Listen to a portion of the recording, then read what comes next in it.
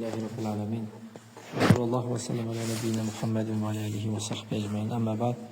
Biz Salihlərin Baxsası kitabında 23-cü bölümü davam edirik. Burada müəllif rahmanullah bir neçə ayələr gətirmişdir bu bölümdə. Bölümün adı nədir? Yaxşılığa əmr edib pislikdən çəkindirmək. Allah Subhanahu taala müəllif rahmanullah Allah Subhanahu taala ayələrindən zikr edir. Onlardan da biri Tövbə surəsi 71-ci ayədir ki, Allah Taala deyir ki, mümin kişi və mümin qadınlar bir-birlərinin dostlarıdır. Mümin kişi və mümin qadınlar bir-birlərinin dostlarıdır. Onlar yaxşılığa əmr edib, münkəri qadağan edirlər. Namaz qılırlar, zəkat verirlər. Allaha və onun Rəsuluna itaat edirlər. Ulaikə seyərhamuhumullah. Onlara Allah Taala rəhm edəcəkdir. İnnallaha azizun hakim. Allah Taala əzizdir, həkimdir. Mümin kişi və mümin qadınlar bir-birlərinin dostlarıdır. Onların hər biri, yəni biri ikinciyə nə edir? Kömək edir, yardım edir. Bu ayəyə bax, Möminlər surəsində gələn ayəyə baxsan, "Vel-mu'minun vel-mu'minat ba'duhum awliya ba'd", yəni mömin kişi və mömin qadınlar bir-birlərinin dostudur. Münafiqlər barəsində nə deyir onun əks olaraq? Deyir, münafiq kişi və münafiq qadınlar bir-birlərinin dostlarıdır. وَلَيْسُ أَوْلِيَا بَعْض. Euzubillahimineşşeytanirracim.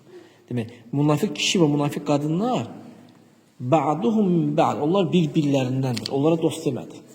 Mümin kişi və mümin qadınlar bir-birlərinin dostudur, bir-birlərinə kömək edirlər, yardım edirlər. Amma münafik kişi və qadınlar onlar bir-birlərindəndir. Bir-birlərindəndir yəni. Yəni dost demədi burada. Amma möminlərə sənə dedi, qardaşına kömək edəndir. Yaxşılığa əmr edir, münkərdən çəkindirir. Və fi hədil ayə, bu ayədə dəlil vardır ki, yaxşılığa əmr edib pislikdən çəkindirmək vəzifəsi təkcə kişilərə aid deyil. Əksinə, qadınların da üzərində buna da vacibdir. Yaxşılığa əmr edib pislikdən çəkindirmək. Lakin qadınlara harda edir qadınlar? Qadınlar arasında. Qadınlar bunu qadınlar arasındadır.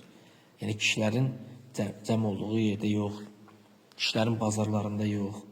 Lakin qadınlar yığıncağında, halqalarında, qadınların cəm olduğu yerdə bunu edir, yaxşılıq əmr edir, pislikdən çəkindirir.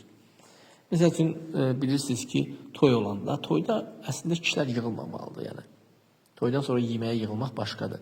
Amma toyda o şənlənmək deyək də, yığılır şeyləmək. Burada kişilər yığılmır, burada qadınlar əslində yığılır. Qadınlar yığılırlar, dəf vururlar, öz aralarında rəqs edirlər, özləri şənlənirlər. Yəni o toy, o rəqs eləmək qadınlar öz aralarında edirlər. Qadınlara xas. Onu fi əyyəm urus, yəni toy günlərində. Qadınlar toy günlərində, yəni yaxşılıq əmr edirlər, pislikdən çəkindirirlər.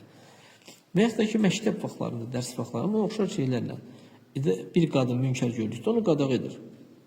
Əgər görsə ki, bir vacibdə məsəl üçün təfrid var, yüngül yanaşma var məsələyə, nə edir? Vacibdir ki, o qadın onu əmr eləsin.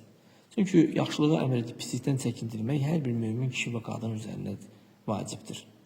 Mömin kişi və mömin qadınlar bir-birlərinin dostlarıdır. Onlar yaxşılığa əmr edirlər, pislikdən çəkindirirlər, namaz qılırlar, zəkat verirlər, Allaha və Rasuluna, onun Rasuluna itaat edirlər. Onları Allah Taala rəhm edəcək onlara. Allah Taala əzizdir, həkimdir. Allah Taala'dan istəyirəm ki, bizi də onlarla öz rəhmətinə və məğfirətinə eləsin, salsın. Sonra o pis ayədə deyir ki, bu bölümdə gələn o pis ayədə deyir ki, "Lu'inellezine keferu min bani İsrail ala lisan Davud ve İsa ibn Meryem. Zalika bima asaw ve kanu ya'tadun." Bəni İsraildən Məryəm oğlu İsa'nın və Davudun dilindən Bəni İsraildən küfr edənlər lənətlənmişdilər. Bəni İsraildən küfr edənlər Məryəm oğlu İsa'nın və Davudun dilindən lənətlənmişdilər. Niyə? Asi düşdüklərinə görə. Onlar həddi aşdıqlarına görə. Buradakı lənət Allahın rəhmətindən uzaqlaşmaq deməkdir. Allah qorusun.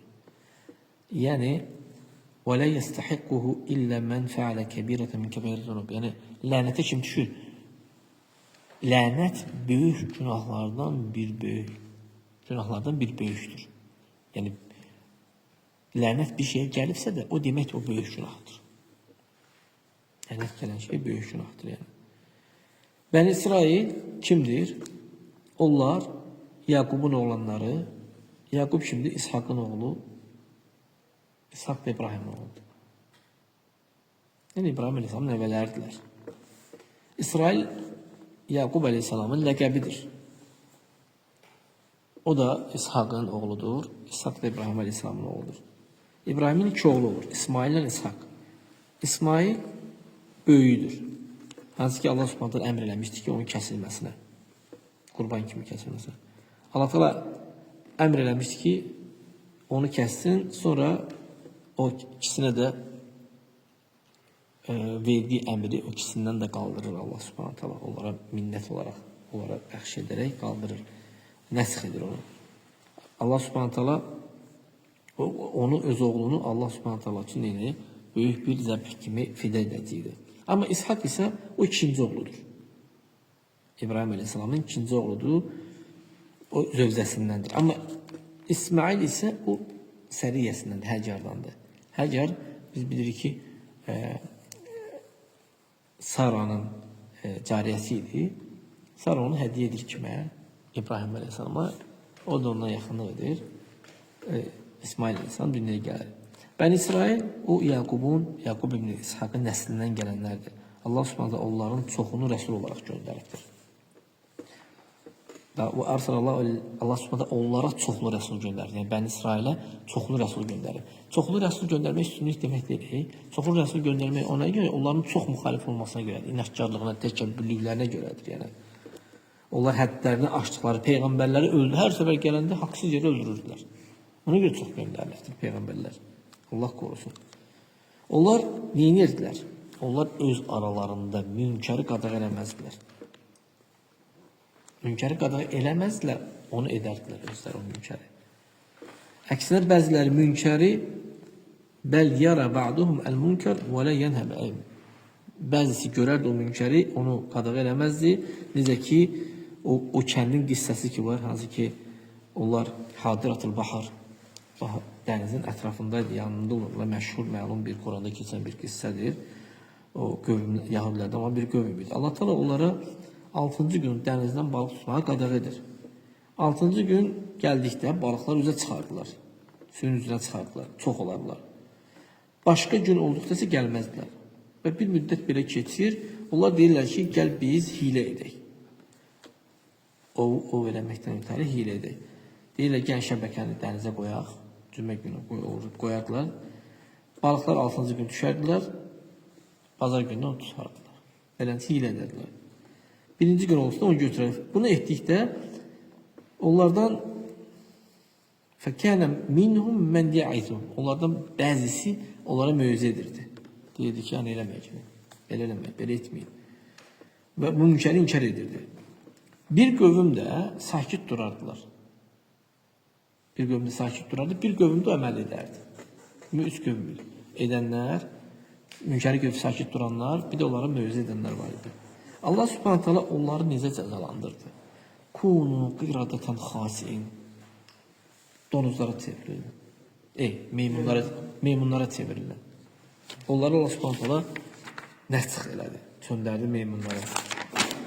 Fəkənu və li'auzu bilə, yəni onlar meymun oldular. Bəni Ədəm inqələbu qiradatan xasiin. Yəni zəlil bir meymunlar oldular. Ha? Hakikaten zəlil olur Aysa. Susanlar da. Bir dənə mövzə edinlər başqa. Və şəhidu min hədə. Bundan şahidlik odur ki, onlardan qövüm vardı. Onlar mövzə etməzdilər. Əksinə, özlərində Allah Taala onların üzərinə vacib elədiyi işi yerinə yetirməzdilər. Hansı qadağı, münkəri qadağı eləməlidirlər. Onlar bu lənətə daxil oldular. Kimin dili ilə? Davudun və Məryəm oğlu İsa'nın dili ilə. Etdikləri asiliyə görə və hədlərini aşdıqlarına görə. Davud Aleyhisselam, Musa Aleyhisselamdan çox uzun müddət sonra gəlibdi bizimlə. Və İsa ibn Məryəm də həmçinin. Bu iki peyğəmbər bunlar o həddi aşanları, bir-birlərinə münkəri qadağı etməyənləri lənətləmişdi. Onlar lənətləmişdi. Bunlar barəsində hekayələr vardı, olunur. Fəsara məllə yetənəhə anil münkəri minəl məl'unin və lə'uzubillah. Yəni, onların arasında bunu iqrar edənlər də vardı. Və qəd haqqə zəlikə anhumə muqirran zəlik. Fəsara məllə yetəhənə, yəni yetənəhə. Sonra kimlər ki, bir-birlərinə münkəri inkar eləmədilər, qadağa eləmədilər, onlar da lənətə düşmüş kəslərdən oldular. Yəni ki, sən münkəri inkar eləmirsənsə, onda sən də bu ailəyə daxilsən. Münkəri inkar eləmək lazımdır. Burada dəlil var nəyə? Alə vücubin nəhyi anil münkər. Münkərdən çəkindirməyin vacibliyinə dəlil vardır. Vacibdir. Və alə ənə tərkəhu səbəbul lənəti və tərdi min an rəhmətilləh. Onu tərk eləmək Allahın rəhmətindən, demək, lənətə səbəbdir, Allahın rəhmətindən uzaqlaşmağa səbəbdir. Gələn səfər davam edərik. Başqa ayələr burada müəllif zikr edir. Allah təala etsin ki, bizlərə faydalı olsun.